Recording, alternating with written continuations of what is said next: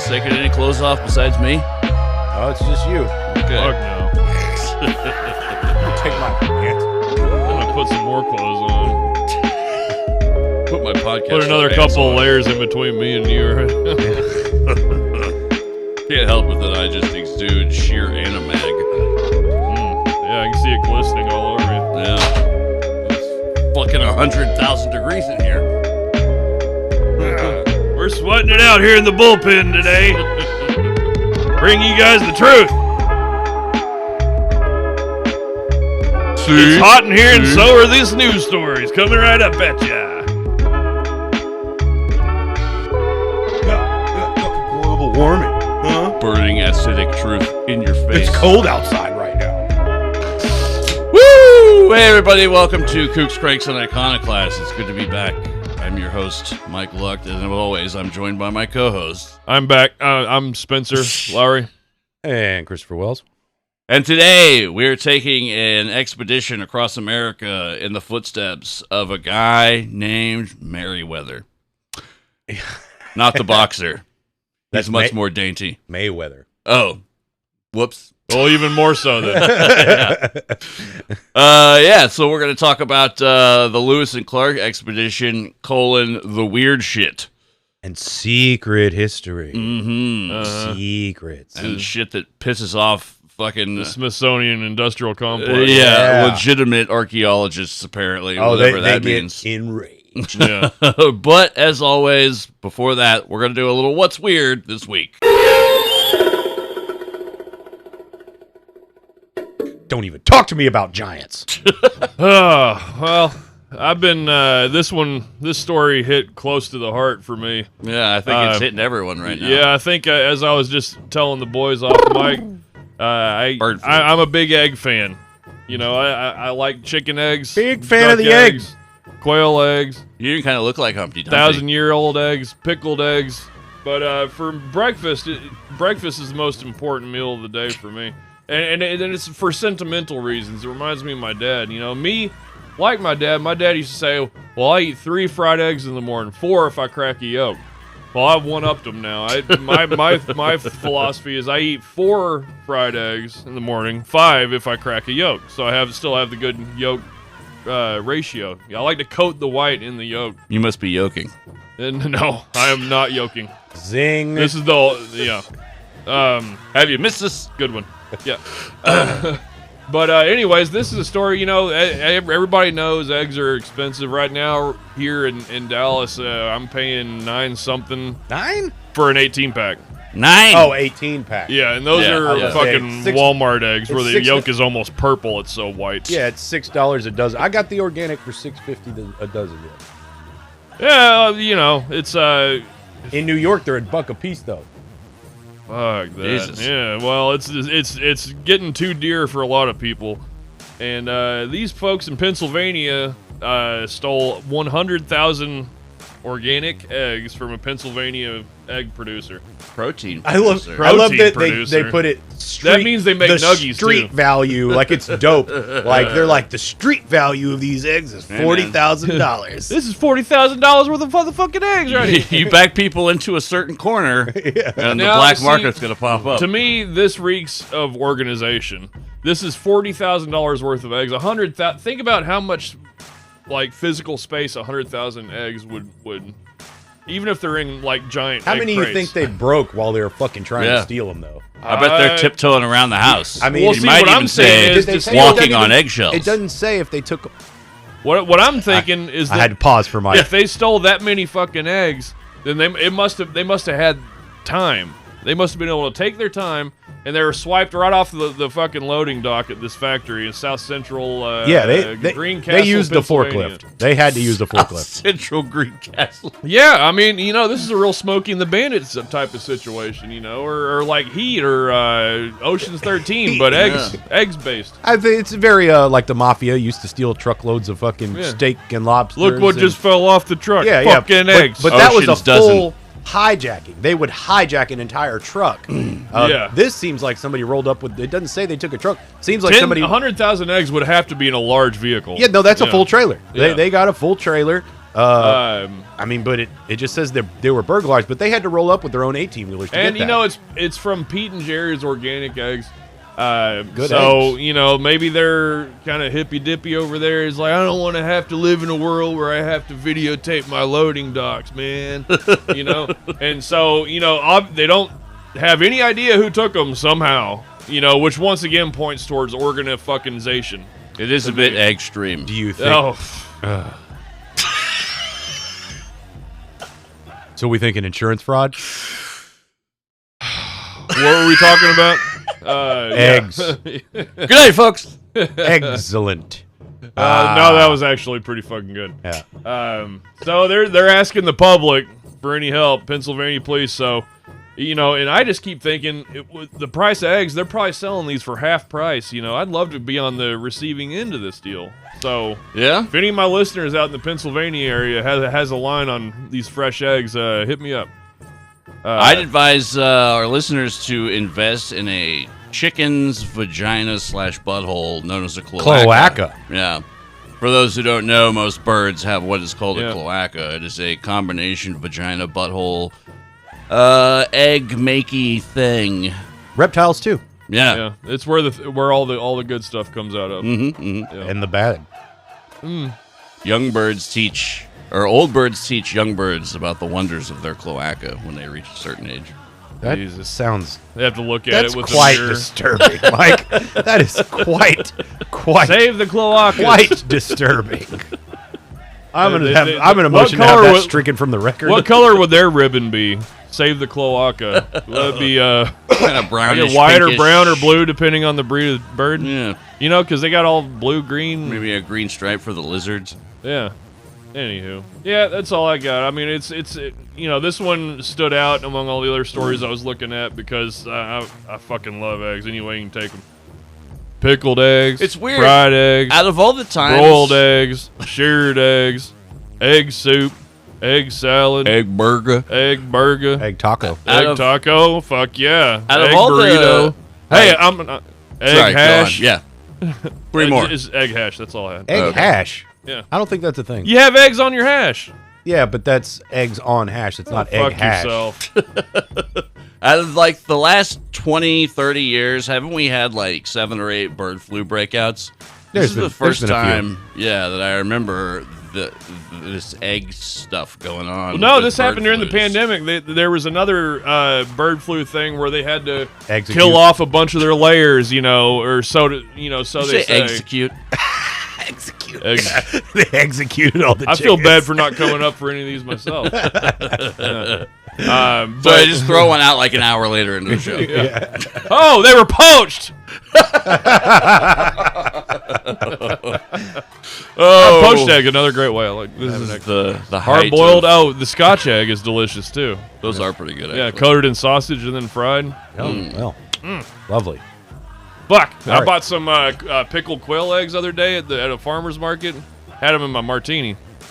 Delicious. A martini? That's like a meal. Well, it almost. was a glass of vodka. It It was more. glass of vodka with an egg in it. Yeah, it was more of a martini after that fancy pickled quail egg, Yeah, all right. which were delicious. Yeah, I've been wanting to really get into making my own mustard pickled eggs. You know, like serve at the bar. Like they're apparently pretty easy to make and they're fucking delicious. Never had one. Oh man, We should. When you make some, I'll try. Okay, I found a good recipe for mustard pickled. I love Yeah. mustard. All Fuck right. yeah. Any All more? right. Any more eggs?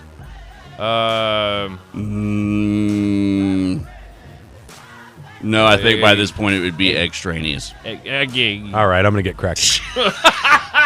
Oh. So this week,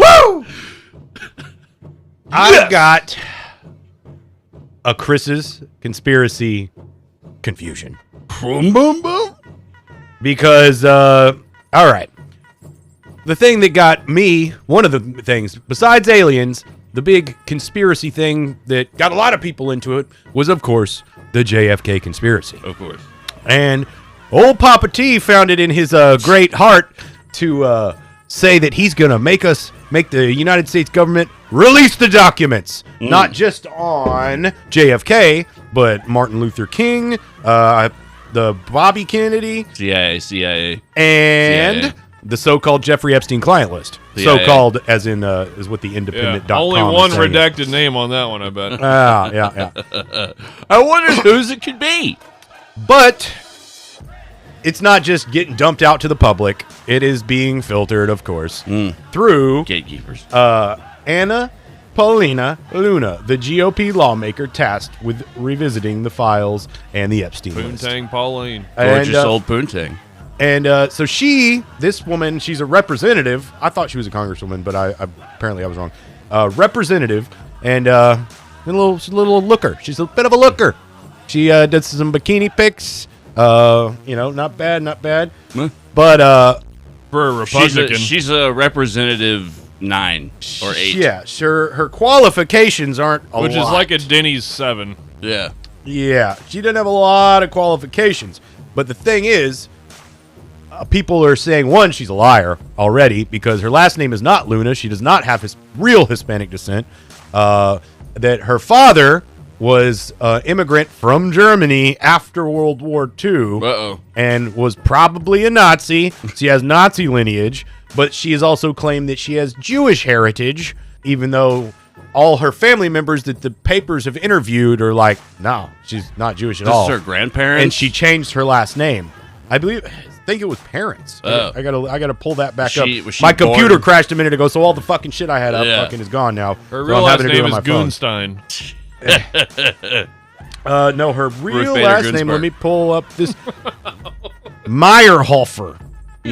Which Maybe her parents had a forbidden Romeo and Juliet-esque, horribly offensive love movie rom-com starring a Nazi and Meg Ryan. Well, in this list, she's listed as the first Mexican-American woman elected to Congress. Okay, she was Congresswoman It's from like Florida. that one fuck that said he was Jewish. Yeah. This is a whole,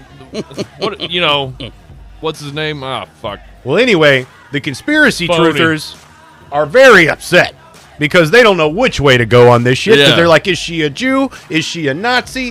Whatever. Either way, does she have loyalties to Israel, which is behind the JFK assassination? Whoa. I hadn't heard that one. You hadn't what? No, I've never Israel? heard that before. Israel? I've never heard Not even a Israel glimpse is of behind that. it. Are you really? Oh man, them and the bankers. Oh. It code ties in with the bankers, Right. But yes. We'll have to go into that later. Bankers. Bankers. Well, that's code for. Oh yeah. Maybe this whole mixed Nazi-Jewish heritage is a tactic Yeah. to keep people, off kilter. Well, yeah, because one, why would you pick this chick other than she's hot and Trump might like looking at her? I guess. Isn't she? Wouldn't Like- that Yeah, make her? looking at her. Wouldn't that make her a DEI hire? Yeah, kind of. Could Yeah, be. and isn't he all against that? Well, Well, no, that Unless means you're that hot. she must be the best she made it on her qualified own person for the fucking job. two big nice merits on the front, bro. She got those nice merits. She must That's- be the best person for the job, then, Hell because yeah, he 'cause is not against hiring people for just the because job they're that he minority wanted females. done. She can do it. Meritocracy. Yeah, she can do the job that he wants her to do. Yeah. She must have She's qualified. qualifications. Yeah. Grab her by the qualifications. Anyway, I am excited partially about this JFK release because this woman already dumped out that she thinks there's two shooters. And I don't know if she said this after looking at some of the documents already. I haven't been able to decipher that through the media releases that Maybe I've she seen. looked at the real video. Yeah. Yeah. But there's the one where this fucking driver turns around and shoots him in the head. I saw that the other day. Have y'all seen that one? I think so. There's one. I don't know if it's an AI remix or something. It looks Probably. pretty convincing. I would imagine. But so. you can see the driver turn around and looks like he's busting one back. But I'm like, that's really hard to do. I don't care if you're a few feet away. You can try to do an over the shoulder fucking. Well, they were going at 5 miles an Yeah, hour. that's what or I was something. about to say. with the fancy not direct energy. I forget the type of gun they said it was, like an air pistol or something. It was some kind of, supposedly some kind of eggshell toxin or some shit. Boy, that eggshell toxin just made his brain blow up. Yeah. Like, Well, supposedly somebody hit him with a toxin, according to one theory, and that's what caused him to like clinch. up. And it was some kind of poison that immediately hit Not his the nervous bullet system. ripping through his throat. No, that's something different. Oh, Yeah. Okay. Everybody that wanted to kill him was there that day. Yeah. There was representation on all sides.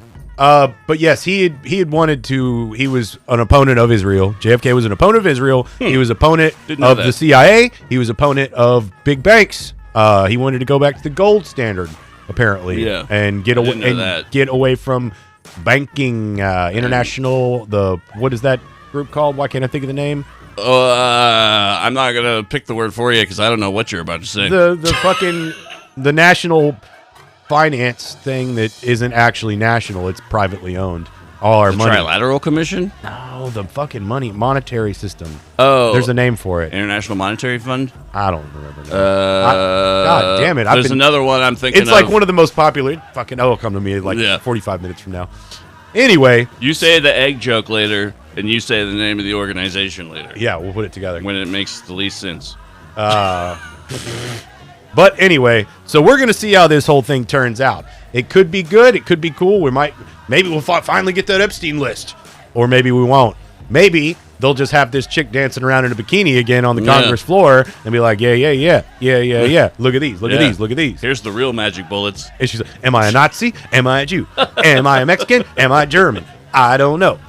That's it, because her last name really Hava Nagila remix. Hava Nagila Tequila with the cucaracha and the Nazi marching song Erica. Yeah, it's one of those. Erica. It's one of those AI done remix things.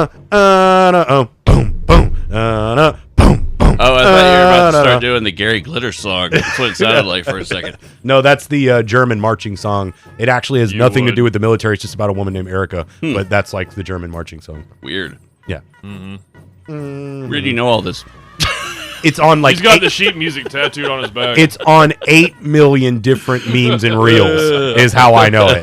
Like it literally anytime there's like when the little Hitler cats that and music stuff, box on your every bedside? time they do the Hitler cats, they play that song to him. Okay. Yeah. Oh yeah, it's the one coming from the music box on your bedside, right? Yeah. Boom. Yeah, it's my white noise ballerina. That I sleep to. I sleep to that every night. Yeah. White power noise. Yeah. That's pretty good. Okay, so anyway, that's actually really good. It's a conspiracy confusion because it's only going to create more confusion and calamity. Muddy waters. Because maybe we'll get some answers, maybe we won't. Maybe we'll just get more questions, and the only answer we'll get is kick it on down nothing. The road. Yeah.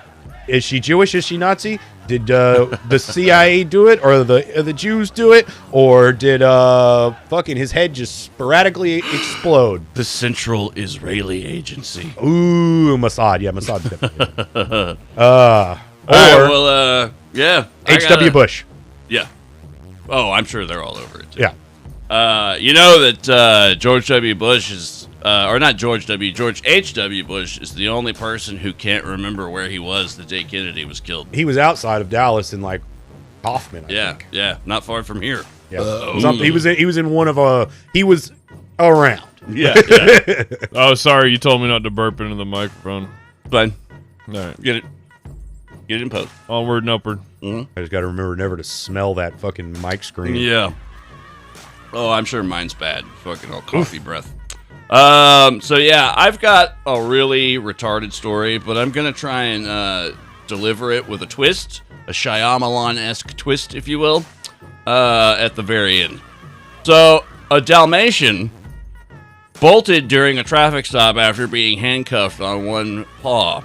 He remained on the lam for an entire day before finally being caught at his girlfriend's house. Can you guess the twist? It wasn't really a Dalmatian. It was a man. It was a man. It was a man, baby, and he was in a Dalmatian onesie.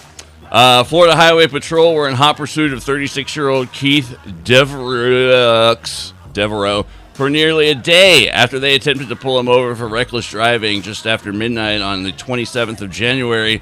Devereaux had allegedly been driving erratically, stopping and pulling away at high speeds while dropping off a passenger, according to the Highway Patrol. While fleeing from police, Devereaux eventually rammed his truck into a tree and then took a piss on it. I was gonna really try and avoid on the way to the fire station. yeah. I was really trying to avoid using the New York Post. You know how they love to pun around. Oh yeah, they're punny. Yeah, theirs was he was easy to spot, but I thought it was a little too easy. Dog puns are okay, but geometry puns are where I draw the line. Oh man. Well, they made him look like a bitch. That truck full of eggs must have scrambled away. There you go. Oh, good timing. And that's what's weird this week.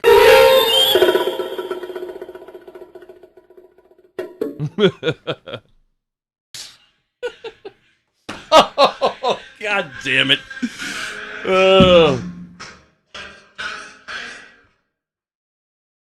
What's this Erica woman do for a living? Who's this Erica woman you're always talking about, sweetie? All right. I get enough of that at home. I don't need it here, too. Erica. Can you pull up the thingamajigger? Yeah. Your dad plays German marching music at home? You might as well. Today, we're talking about Lewis and Clark, particularly Meriwether.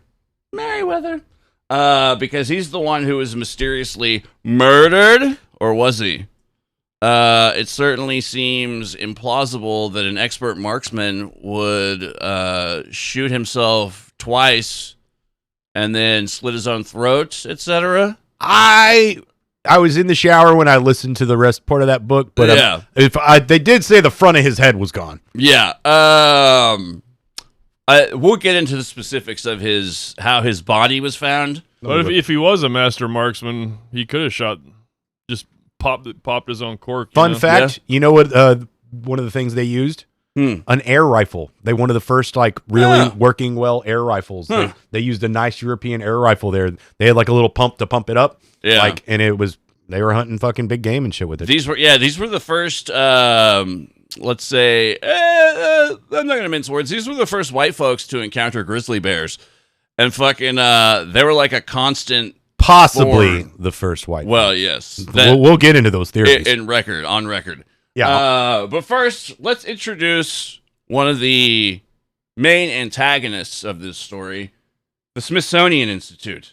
Dum, dum, dum. It was legally established in 1846. Curiously, its founder, James Smithson, who is a raging egomaniac, if he fucking named this place after himself. He never visited the United States, not even from here. It's not even clear what motivated him to found the fucking institution. Outsourcing, am I right? Yeah, right? Ugh, there's a lot of theories about who came to the country of America, the Americas, the continents, both, and started things over here. And there's a lot of racial, let's say, tension and aggravation that goes into some of these theories, some of which is founded, but some of it's, I don't know, it's some of it's like, it doesn't all necessarily have to be white people. Like, and they say from Europe, there's darker skinned folks from Europe. And, I think what counts is Western influence. Yeah, that's the main thing. And people from outside coming in and taking. And boy, these archaeologists hate this shit. Yeah, they do. There's I don't know, like I've heard arguments about academia. Yeah, some of the alternative theories as to what the reason is for why the founding fathers, particularly old Tommy Jefferson, who's going to come into play on this, Mr. Jungle Fever himself.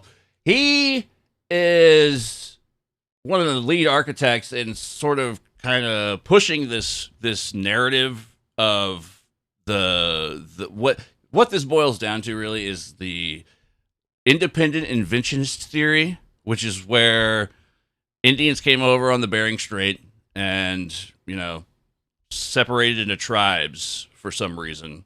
I don't know. That it just doesn't make sense to me personally, because why would they split up? And that could be just the hunter-gatherer thing, you know. It's that's like there true, wasn't enough food to support large it's fixed like, populations. Hey, you take a group and go that way and see if you can find some food. We'll take a group and go this way and find some food, and maybe we'll hook back up later. We'll meet in the food court. Maybe not. Yeah, or maybe they're like, you know what? We found a cool little area to live, and I don't think Let's not go get those let's guys. not go get those Look guys. at all this food. Yeah. We won't have as much of it if we report back to base. We go get brown buffalo and those guys. Or they just got stranded, and then it's like, well, fuck, here we are. Let's I never got, like, if they all came together, why wouldn't they hook back up? But I guess after several generations of wandering in the wilderness for a place you've never been, you're gonna... Yeah, and at that point, they were hunter-gatherers, so the historical record would say the Smithsonian. that, and they're all like, God, I hated how that dude fucking sipped his coffee every fucking morning. I don't want to go back to him. Yeah. So, regarding Lewis's actual death, there were no eyewitnesses, and there is a list of strange circumstances that remain unaddressed and unanswered by official accounts of his alleged suicide. How did an expert marksman manage to shoot himself so ineffectively, languishing for hours, then finally manage to cut himself with razors from head to toe to finish the job? The answer, it seems, should be simple. The once great wilderness explorer turned political powerhouse was murdered. The murder of Meriwether Lewis marked the inception of an academic war over how to define the America that existed before the Spanish conquistadors, French explorers, and British adventurers arrived in the so-called New World. This intellectual battle has been waged for centuries now by two factions of scholars, the diffusionists and the independent inventionists, i.e. the Bering Strait theory, whereas the diffusionists are the ones who are saying that all kinds of different people throughout time from different cultures have been coming to America. And I would say that there's good evidence to prove that this is true. We'll go through some of it kind of point by point throughout this. But, And then, of course, all the weird things. yeah, the weird shit, which is our primary kit and caboodle on this. The bee's PJs, if you will. Our primary source on this is a book called The Suppressed History of America, The Murder of Meriwether Lewis by Paul Schrag and Xavier Hayes? Xavier, that's what it was. Xaviant or Exaviant. Couldn't find anything on these people. Not a fucking single thing. Like that's it says they're a DJ. Other than the little blurb that comes with the book about the author, that is it. One's a DJ, one's a producer, and then also some kind of scholar of some sort, but not really. They were forced to go underground, is what it is. Yeah, that's probably what it is. Into the they were producer, so right. Yeah, into the producer DJ underground. The inventionist perspective remains the standard among archaeologists and suggests that natives of the American continent are descended from Ice Age relatives who crossed the Bering Strait and developed in complete isolation until, that is, they were quote-unquote discovered by Spanish, French, and British explorers during the late 15th century. In the early days of America, it was the federal government and its proponents who were most interested in characterizing the continent as an untrammeled paradise populated by quote-unquote savages. Paradoxically, it was an agent of the Smithsonian Institute named Matthew Sterling who championed one of the first contentious examples of cultural diffusionism when he began investigations into the mysterious Olmecs and the origins of Mayan culture in what are now the southern reaches of Mexico. And actually, reading this book, it kind of points out how important the happenings and doings of transpiring in South America are to North America. I don't know, they're very strongly interrelated, I would say. Like, one has bearing on the other as to what is going on here. The Olmecs are considered by some historians to be the mother culture of the Mayan, Aztec, and Inca tribes. A pre-Columbian people, they inhabited the lowlands of south-central Mexico and a region now occupied by the states of Veracruz and Tabasco. Spicy. The Olmecs were prominent from 1200 BCE to about 400 BCE, so, you know, a couple decades back. According to various accounts, they were the first Mesoamerican civilization and planted seeds of other civilizations throughout the region. The Olmecs are credited with being the first Mesoamerican culture to practice ritual blood sacrifice and play the Mesoamerican ball game that's essentially basketball as we know it today. With heads, I right? think, yeah. Or that was soccer. Yes, they played soccer with heads, and then the basketball game was like a big rock. But the hoops were sideways like this. Yeah. Oh, yeah. And they occasionally let Jaguars onto the field. Not a team name, actual Jaguars. Let's see, they established trademark... They should do that with fucking the Super Bowl. Yeah, they should. That would have made it actually interesting. Practices that became the hallmarks of several subsequent tribes and civilizations. The The Olmecs built large settlements, established trade routes, and developed religious iconography and rituals. The region where Olmec culture took its root is similar to other cultural spawning grounds such as the Nile, the Indus, and Yellow River valleys. There's very little mention of the Olmec's dramatic end, which has been explained away by theories of internal uprising, ecological disaster, or hostile invasion. When San Lorenzo was discovered, almost all of its large sculptures were defaced, buried, or destroyed. Like Meriwether Lewis, the Olmec people met a mysterious end that has yet to be satisfactorily explained. Also, they have yet to I don't know, their beginnings as well. There's like a weird missing origin story to the Olmecs. There's no like pre-Olmec artifacts that can be found that would suggest a gradual increase in technology that would lead to the culture that the Olmecs were. The traces of their development are fucking non-existent, apparently. But I mean, we're talking like what, 20,000 years ago, you know? Like, I mean, even further, you know, it's hard to find anything from back then. Well, that and a lot of that shit's still buried under jungle, but they're using LiDAR to find all that stuff now. Like, they can fucking see, but just because they can kind of see that there's a city buried in the jungle doesn't mean they have the funds or the ability to just like show up into this country and be like, hey, we know you got some shit buried here. Can we just go dig it up? Plus, also, it's like not hundreds of miles away from any civilization. Well, I'm sure Hancock's on the case. And there's certain countries that are, let's say, politically volatile. Yeah. Putting it quaintly. Forces that don't want that shit fucked with. Yeah. Which is understandable. I mean, but also you gotta be cautious of you're just rolling into a bunch of white guys can't show up and start fucking pushing the natives around again. Yeah. We can't do that anymore. Get your lighter out. And we're already there raising cattle and cutting down the rainforest. But that's in the certain areas, not where there's still tribes of people that live right near all these big underground cities, that are found on LiDAR but not dug up yet. Because you'd have to go be like, hey, we're going to just basically take over the whole village and area you live in to like do some shit that doesn't benefit you in any way. Sounds like American colonialism. Yeah, exactly. Basically, you'd have to go to numerous archaeological sites to investigate if you're trying to prove that it all did spring from Olmec civilization, but to find the connections and the traces of one another's influence, etc. And then not only that, but once again, you're dealing with the politics of several different regions, and then with that many years through time, these people, they also tended to build other sites on top of their old shit. Yeah, they'd have to tear down who knows how many McDonald's to get to those artifacts. Another fun fact of alternative history is the Afrocentrists use the Olmec heads as proof that Africans made it there and traveled the seas. That's actually a long time ago. It's like saying because Leon was here. Well, it's because they got some big lips on those statues. That's their argument. Look at the lips on them statues. Look at the lips on them statues. They're saying that especially in these Olmec places, that there's representations of there's some that look Asian, there's some that look white, there's some that Caucasian. And I think the authors of this book even posited the idea that, they were actually quoting Graham Hancock, that the level of detail in most of these sculptures are like so fine and almost photorealistic that they think they had to have had actual models like sit for these things. Turned out it was just a dude who got stung by a bee. Yeah, watch out for bees, it said scripted in an undecipherable language. Let's see. Some of the Olmec artifacts. Oh, wait, I think that's what we were just talking about. Yeah. Characteristics that assert that they are African in origin or were created by people of African descent.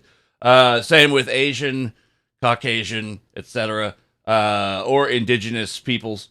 Decades later, Smithsonian curator Matthew Sterling, fascinated by dusty tomes pulled from the basements of the museum, began a personal exploration into the history of the Olmecs.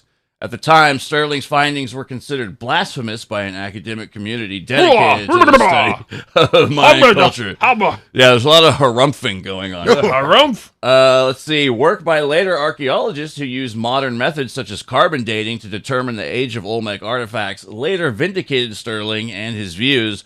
Though not widely acknowledged, Sterling's discoveries, publications, and perseverance in defending them would undermine a position long held by his own generation, the Smithsonian Institution. You're going to hear back and forth between institute and institution. I've always heard them referred to as the Institute, but this book always says institution. So you'll hear both. After years of research, in 1938, Sterling traveled to the southwestern Mexican lowland, armed with well-prepared journals and funds from the National Geographic Society. His goal was simple: uncover the seeming mystery of a discarded ancient people. Sterling's first stop was Tres Zapotes, which translates to Three Zapotes, an ancient Olmec city of the western... You like that? Ancient Olmec city on the western edge of the Los Tuxtlas. Anyone? The English? Los Tuxtlas? Yes. Mountains. Tres Zapotes is best known for its impressive garden of carved stills. Aren't Zapotes shoes? Zapata, no. Zapata. No, that's Zapata. Yeah. This would be as related to Zapotec, which I think is an ethnicity of people. I believe. I may have that wrong. But yeah, they were going down there to check out. Do you pronounce that Stelas? Steels? Okay. I don't know. I've only ever seen it written. I've seen this word quite a few times. It's like an epitome. A zapate is you can a tell people fruit. who've never, yeah. Let's see. So yeah, stills, altars, colossal stone heads, all of which were discovered at least 100 miles away from the nearest source of the stone from which they were carved. So stuff like this. That's technology. Yeah. There's got to be some kind of, I would say, complicated infrastructure in place as well. Yeah. To human to pull that off. and technological. Yeah. Yeah. Sterling also discovered an imposing 14-foot high stele with carvings that showed an encounter between two tall men, both dressed in elaborate robes and wearing elegant shoes with turned-up toes, a.k.a. genie shoes. So, you know. That's the djinn, baby. Yeah, I would say that's, you see those turned-up toes in everything, kind of connotes a Middle Eastern influence. Erosion or deliberate mutilation had defaced one of the figures. The other was intact. It so obviously depicted a Caucasian male with a high-bridged nose and a long flowing beard that the bemused archaeologist christened it Uncle Sam. He's white. Oh. They could have gone worse with some of the nicknames for some of those heads. The monuments, whether they resembled bearded Caucasians or African kings, have amazed and bewildered experts and the laypersons for generations. Graham Cracker Hancock says, anyone? In the center of the park, like some magic talisman, stood an enormous gray boulder, almost 10 feet tall, carved in the shape of a helmeted African head. Here, then, was the first mystery of the Olmecs, a monumental piece of sculpture more than 2,000 years old. It was unmistakably the head of the African man wearing a close-fitted helmet with long chin straps. Plugs pierced the lobes of the ears, and the entire face was concentrated above thick, down-curving lips. This is Graham Hancock, not Spitzer. Thick, down-curving lips. Yeah. I'll read it like him. It would be impossible for a sculpture to invent all the different combined characteristics of an authentic racial type. I think he's a British fella. Yeah. The portrayal of an authentic combination of racial characteristics therefore implied strongly the human model had been used. I walked around the great heads a couple of times. It was 22 feet in circumference, weighing 19.8 tons, stood almost 8 foot high, had been carved out of solid basalt, and displayed clearly an authentic combination of racial characteristics. Racial characteristics, fuck. The Olmec head presented us with a physiologically accurate image of real individuals, charismatic and powerful African men whose presence in Central America 3,000 years ago has not yet been explained by scholars. Did I catch an authentic in there? Yeah. Okay.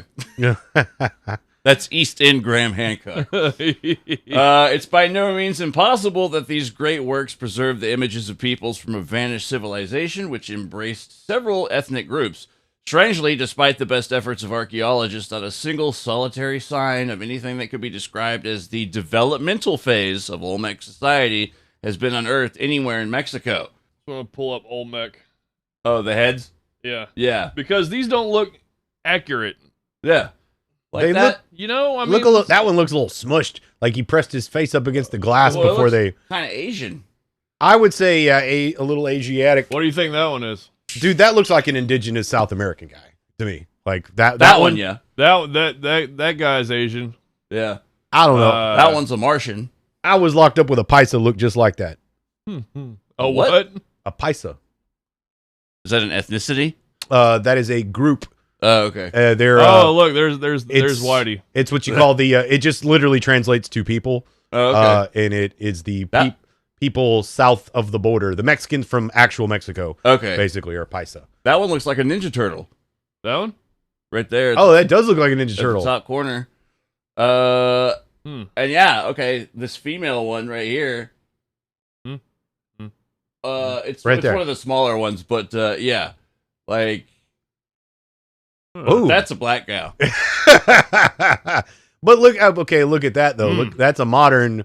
Okay, yeah, okay. That's a modern South American indigenous woman, right there. Hashtag wood, boys. But then again, a lot of these theories are Now, that go back either up. Europeans, Asian. Europeans, Africans, or Asians I made think it they were to this Asian. continent and bred their way in already anyway. So Yeah. Which I see. I don't know. I think this theory of the diffusionists, like, it kind of proves that America's always been kind of a melting pot in a way. And Yeah, for way longer than the history people. Yeah. Like, so it academia. yeah. Hello, fascism much? Yeah, and we'll get into a bit of the fucking racial bias of some of these people, the academics who started this whole thing. This is ethno blah blah fucking fascism. Yeah, they say Ethno-fascism. that having these theories is racist. Like, Yeah. that's what I don't understand. the theory that possibly there was either an advanced civilization that made it there, or at some point before, like, because these people talked about all these fancy gods and all the weird shit, Yeah. and like they hate of course they hate the theory that it was aliens, but yeah. they say it's racist to think that really some Europeans or some Asians or somebody or Africans, anybody else made it there and actually did this stuff before the indigenous people that were already there supposedly did. From what I read, what you were just saying about they couldn't have done that, they were talking about the indigenous Native Americans that the people in the 1500s found here. Yes. Yeah. Now, the other theory, not the invention, but the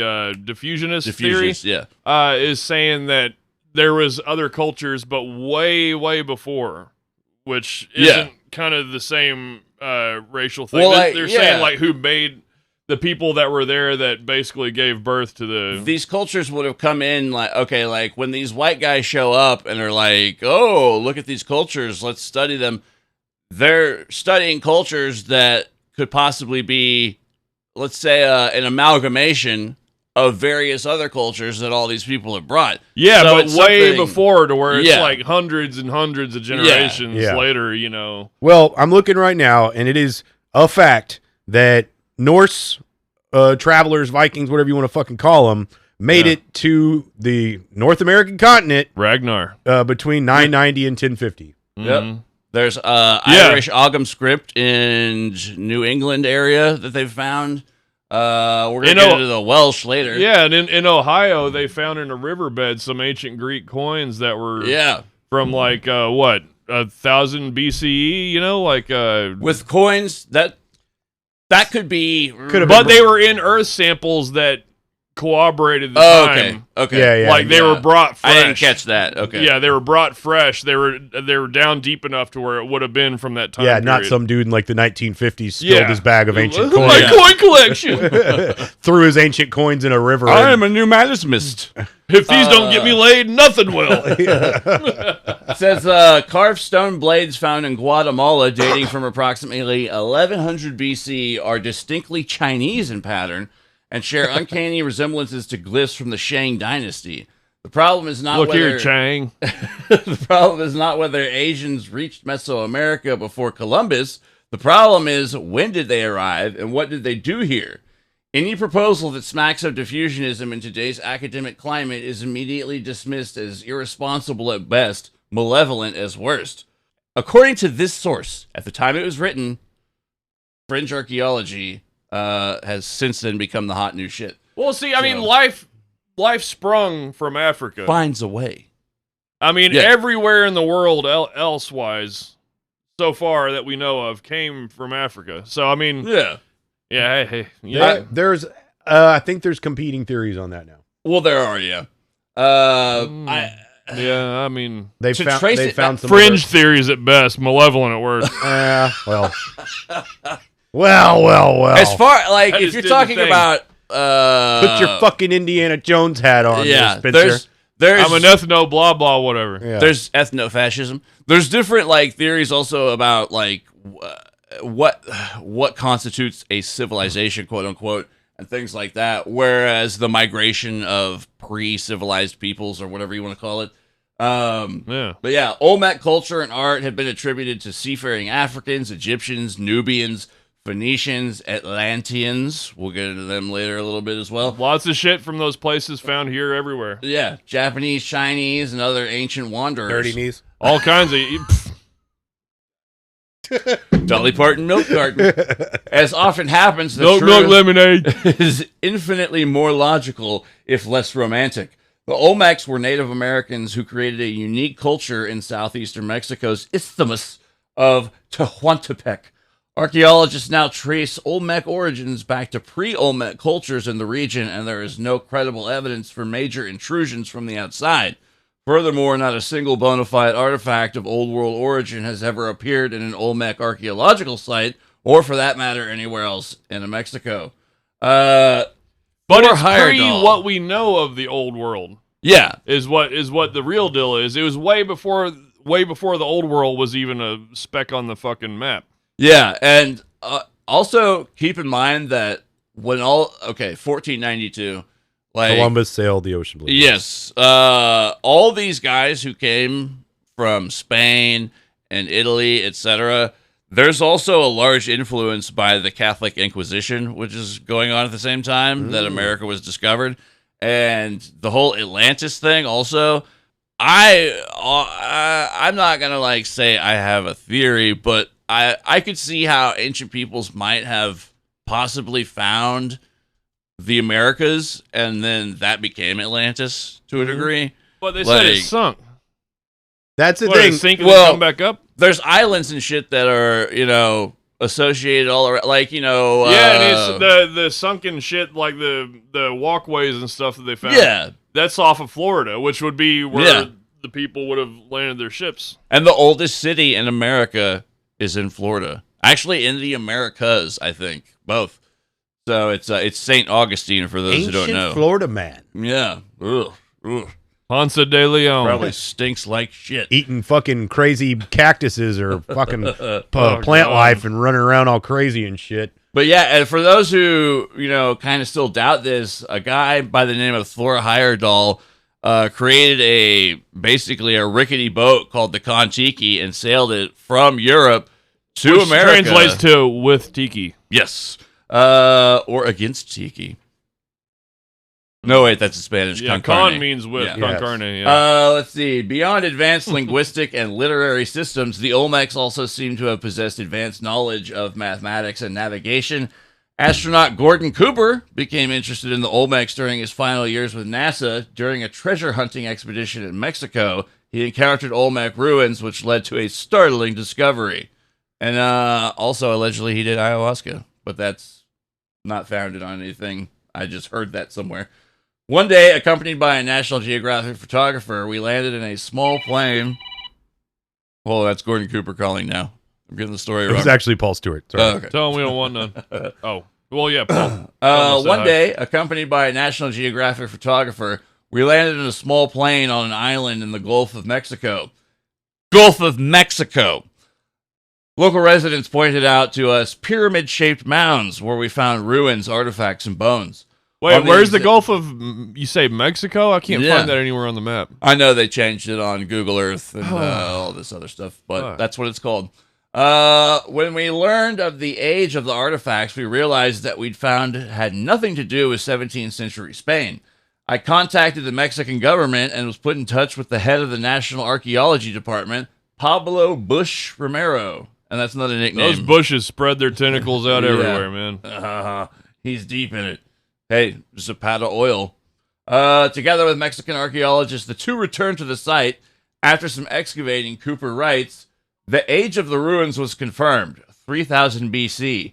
Compared with other advanced civilizations, BC. relatively little... Oh, yeah. Bacon, cheddar, eggs. Compared with other advanced civilization, relatively little was known about the Olmec. Engineers, farmers, artisans, and traders, the Olmecs had a remarkable civilization, but it is still not known where they originated. Among the findings that intrigued me most were celestial navigation symbols and formulas that, when translated, turned out to be mathematical formulas used to this day for navigation, and accurate drawings of constellations, some of which would not be specifically discovered, quote-unquote, until the age of modern telescopes. And I wonder if this far back, the sky was much clearer and the world was much darker, so maybe they could see those constellations. Yeah, I didn't think about that. Because of light pollution and everything, our telescopes just couldn't see them until just recently. Yeah, he ends up asking, essentially, if someone had helped the Olmecs with this knowledge, then who was it? Where maybe they get it could from? just see the shit. Yeah. And this also made me think of the Nazca lines in Peru, and like the giants of Patagonia and the Bruja, the Nagual. That's more. You hear that folkloric, Mexican death metal band called Brujerismo or whatever? Brujeria. Brujeria, yeah. They're pretty cool. They're kind of funny too. Yeah, they like they sing about like cartels and witches and shit. They play cartel videos while on stage. Yeah, but they're all a bunch of nice guys. I heard an interview with the lead singer. He's just like, it's it's funny like gimmick. It's like Cannibal Corpse, but or Mexican. Slayer. Yeah. Shtick. Yeah, it's shtick. Shtick, if you will. Meriwether Lewis, the manliest name ever. You think they just called him Meriwether Mary? Lewis was traipsing through the tulips one day, and oh shit! Actually, he's named after Federal his grandfather. Reserve. That was what I was looking for. That's what earlier. I was trying to remember. The as Federal well. Reserve. See, we knew we'd get it eventually. Yes. Yeah, Meriwether was named after his grandpa, Meriwether. Was the first intrepid adventurer to suffer a dark fate while discovering secrets on the American continent. In 1508, 16 years after Columbus's first voyage, Juan Ponce de Leon, a.k.a. anyone? Johnny Plantoons? Pantaloons. Oh, Johnny Pants. Discovered gold on the island of Puerto Rico. Within a short span of time, the people of the island paradise were extinct. Many died in battle defending their homeland. Others succumbed to diseases incurred during their enslavement by foreign invaders who came to exploit rich stores of gold ore and other precious resources. Like Lewis, his discoveries made Ponce de Leon an instant celebrity and one of the richest men in the New World. Boasting a slightly less glorious early career than Lewis, de Leon had begun his naval career as a pirate for hire through the HR department. Get the fuck out of here. God damn it. Attacking ships belonging to the Too Moors. This experience earned him a chance to undertake a journey to the Americas at the same time that Christopher Columbus was making his second trip to the Americas to the West Indies as a part of a costly excursion financed by King and Queen of Spain. De Leon sailed from the port of Cadiz and arrived on a Caribbean island dubbed Hispaniola, composing the island that is now host to the Dominican Republic and Haiti. Yeah, we talked about that. Did we mention the We've fun been there fact before. about Christopher Columbus? He was a Jew, but Yes. once again, this is during the Inquisition. That's why he was like, yeah, let me get the fuck out of here. yeah. Let things calm down, cool off a little Yeah. bit here. I'll come back after the summer. Let's see. De Leon's arrival at Hispaniola marks the explorer's first connection with the region alleged to host the Fountain of Youth. Was it here that De Leon first heard of the fabled well? Or had he already been exposed to this legend during his days of looting Moorish ships? Remember, the Moors were essentially dark-skinned Arabs, and they were Muslim. So, today, preserved in Al-Hamiado is the oldest known story that mentions the mythical fountain. It's a poem written by the Muslims in an encoded language. The poem is called Al-Iskandar Dug Al-Qarnayn. Qarnayn? Doug Al Cornyn. Cornyn. And it means Alexander the Two-Horned in Arabic. Tells the story of Alexander the Great. Two going dicks? to the One what? horn here, one horn here. Horny ass dude. Rhinoceros is this penis. Twice as horny as any other man. It tells the story of Alexander the Great going to the land of darkness to find a fountain of youth. Like the Greek Alexander the Great? Macedonian. Yeah. Did they call him Two Horn because he found the fountain of youth and it gave him a boner? Actually, a lot of like Was statues, it really just an aphrodisiac? a lot of statues of certain leaders and I guess people who are deified, we'll say, had horns like put on their statues. Yeah, it's like even older civilizations, fertility. Yeah. The statues that girls had big tits, fat ass. Guys had a big fucking dick. There's a lot of statues of Moses that have horns, and people have tried to make hay, saying like, I thought you were going to say that statues of Moses with a big dick. huge dick, big old titties, with a little bit of the tip cut off. Moil. Let's see. Where was it? Oh yeah. Is it possible that some have speculated that De Leon was aware of these tales via his exploration of Moorish and Muslim customs? The fountain was also mentioned as part of the apocryphal letter of Prester John that appeared in 1165 in Europe.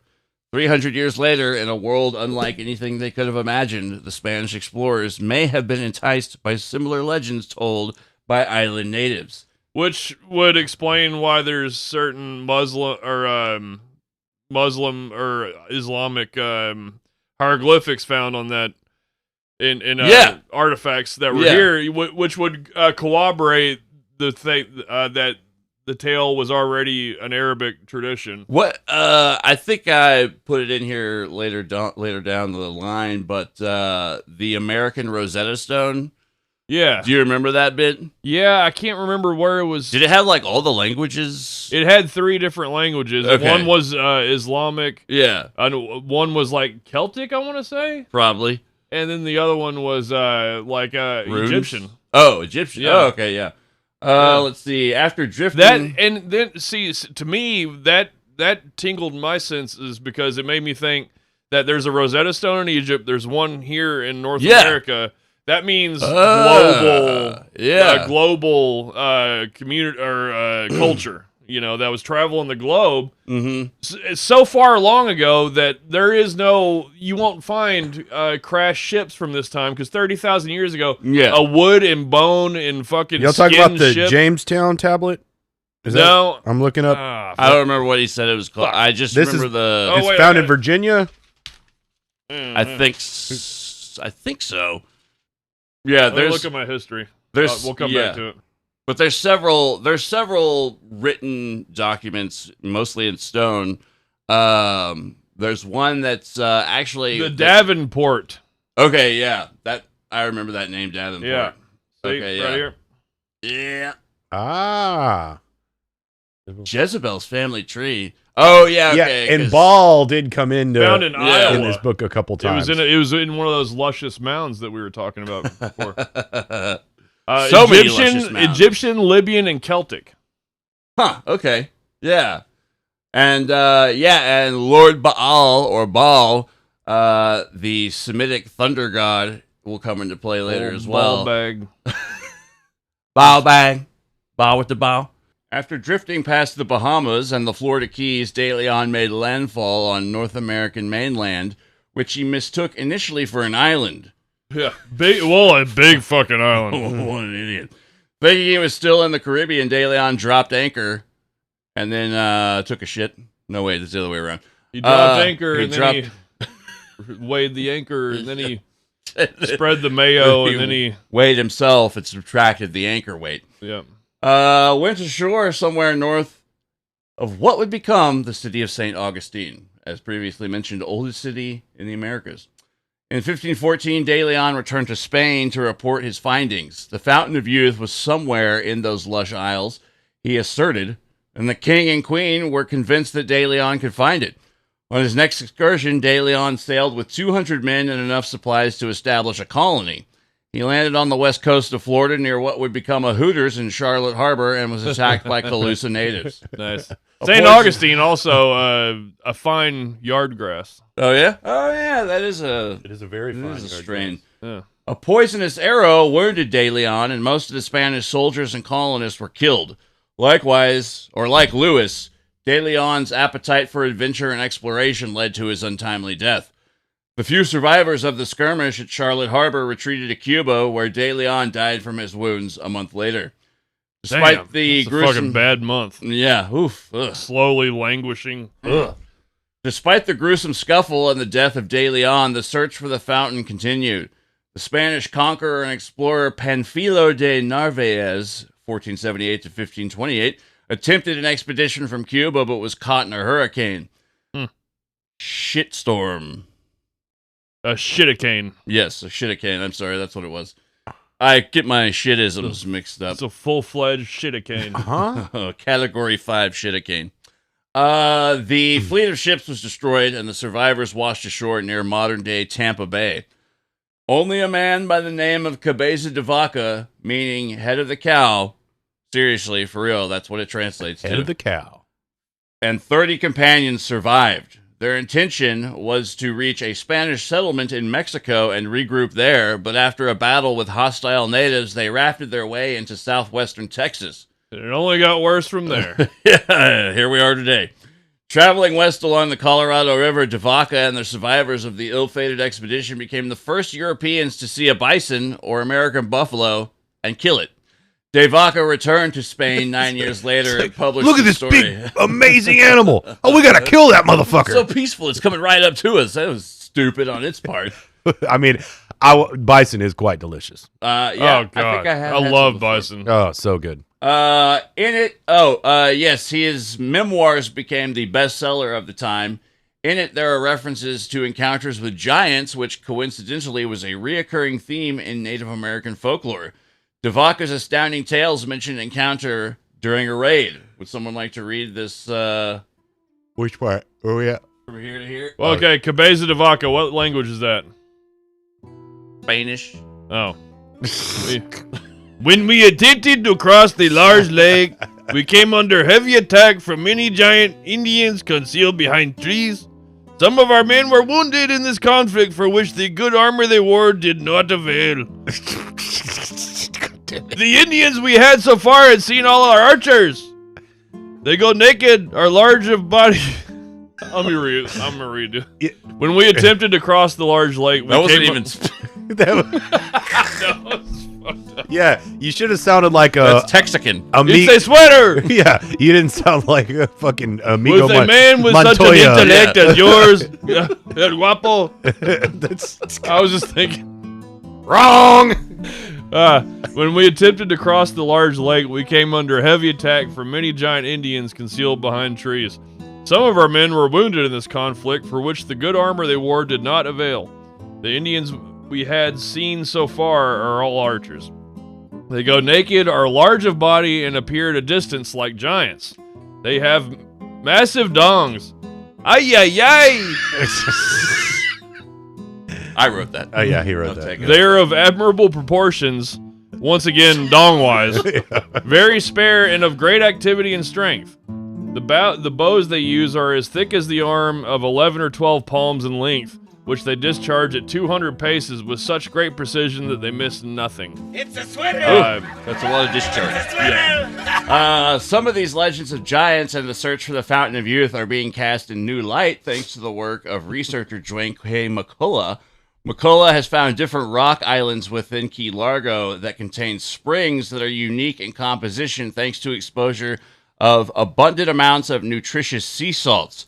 See, I always thought the Fountain of Youth was utter bullshit, but this guy... Yeah, this is interesting. This explains it in kind of scientific terms that puts a new spin on it. These concentrations are attributed to tidal pressure and seasonal freshwater flushings from the Everglades, collecting and mixing within the aquatic pathways that run through cracks in the coral bedrock of the upper Florida Keys. McCullough's research suggests that these rare sea salts contain traces of gold, which is generally greatly diluted in seawater.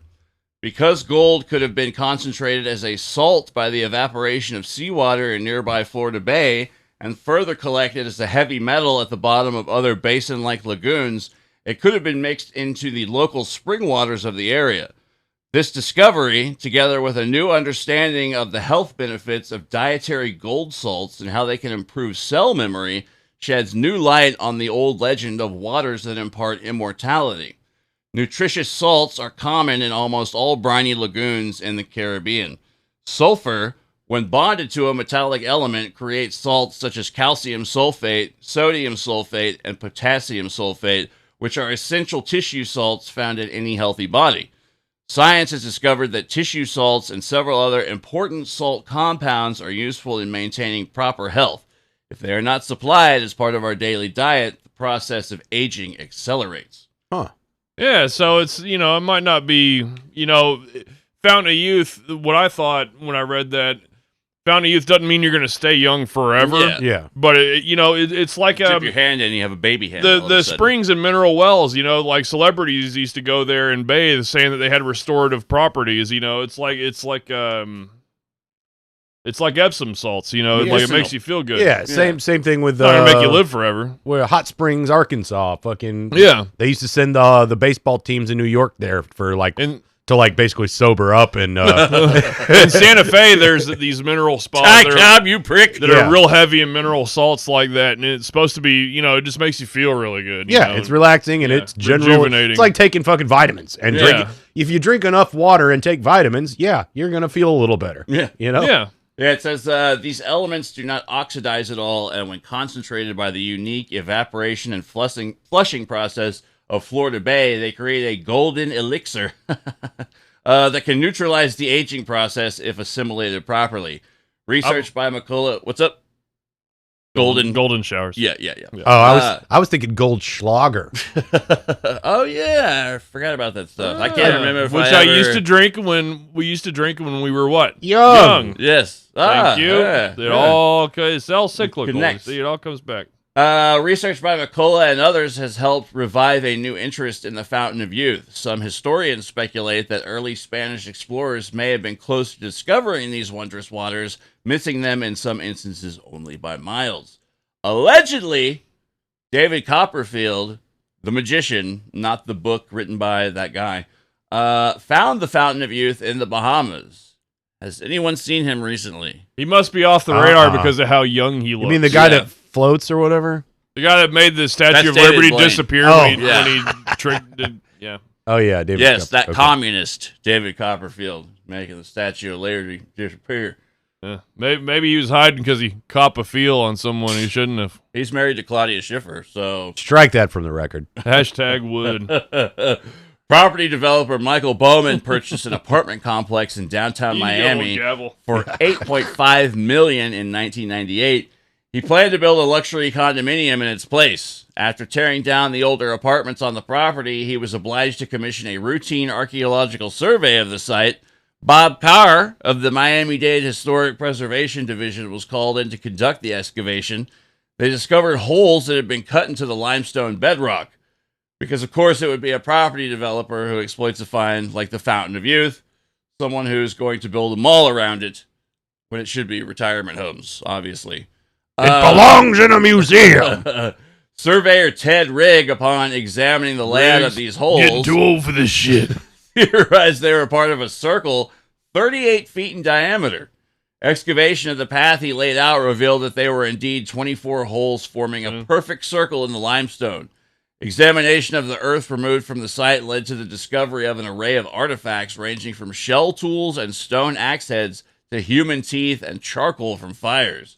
So they found basically what sounds like a limestone tunnel that was connected underneath the earth. Yeah, it was a 38-foot diameter circle made of holes drilled.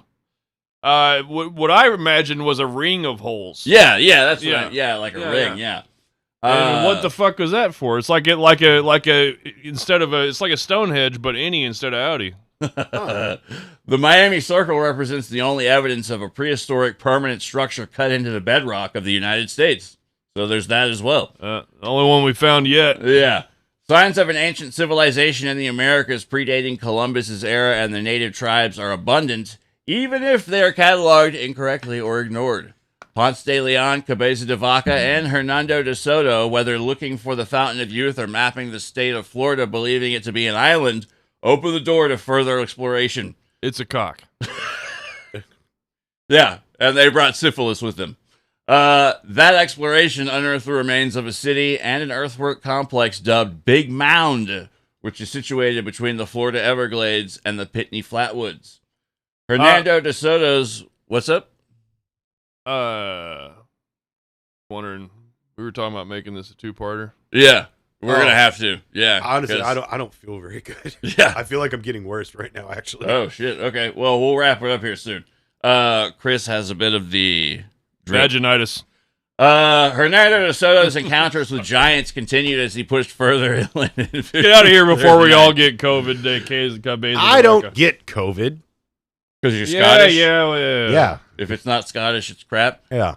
Traveling with more than 600 men and 200 horses, he trekked through North Florida, the southern swamps of Georgia, and the landlocked crossroads of western Alabama. Rodrigo Rangel, De Soto's private secretary, wrote a diary detailing the expedition.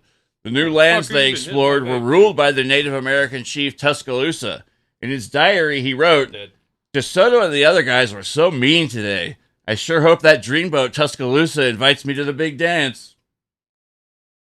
She was called Tuscaloosa, but brother, she was not loose. It was tight. No, he wrote, De Soto and 15 soldiers entered the village, and as they rode in, they saw Tuscaloosa stationed on a high place, seated on a mat. Around him stood 100 of his noblemen, all dressed in richly colored sleeveless cloaks and graceful feathers, writes Rangel, of his encounter with the fuck? Oh. There's bubbles floating from out of nowhere. Oh, no. I'm Tekasuma. That's what I'm thinking of. Lawnmower engines. What was that? Oh, Tecumseh. Tecumseh, that's what yeah, that's another Indian chief. What was the name of Pretty good motors, too. Yeah, no, it's not Tecumseh. It is Tecumseh. Oh, okay. Ixpapalapaketl? Tekasuma or something. I don't know. Technotchnichland? Yeah. No. What's that wrestler's name? Oaxaca! Who was it? Oh, Papa Ric Shango. Flair. Papa Shango is what I was thinking of.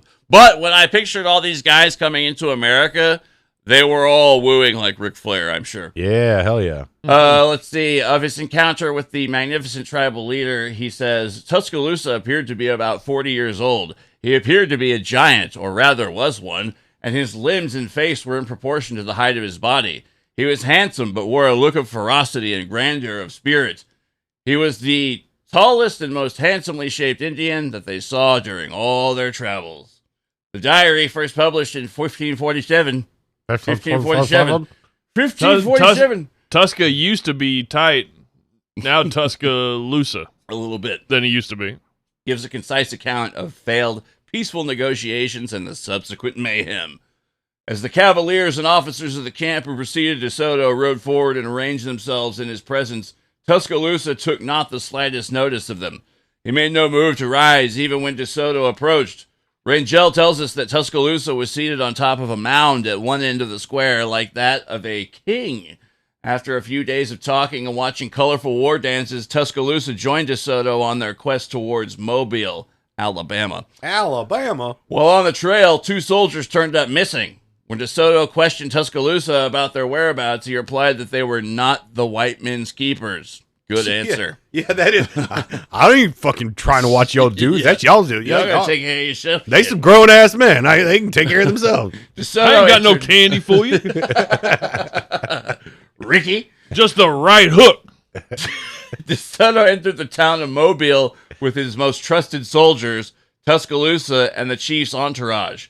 The Spaniards stood in a piazza, not a pizza, but I am hungry, surrounded by a stream of foreign colors and fluttering sounds.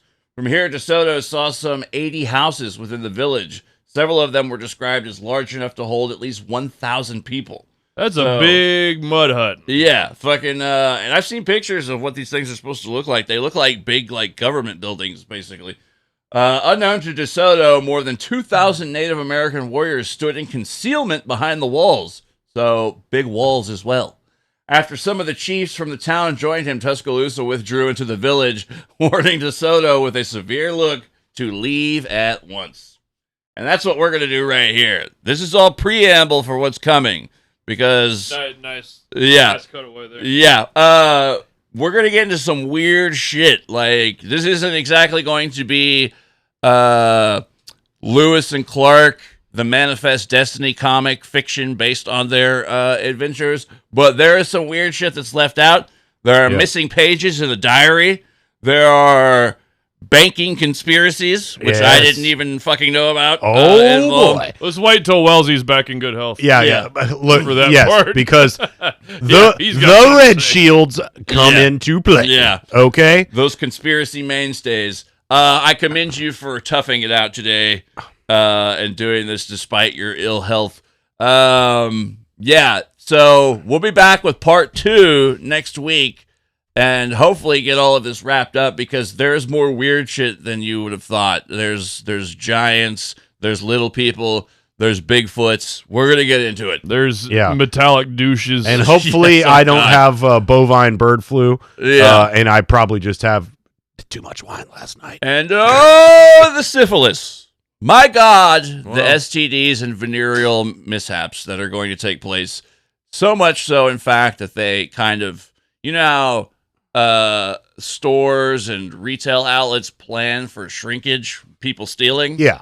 This was the same deal. They planned for venereal disease in the trip.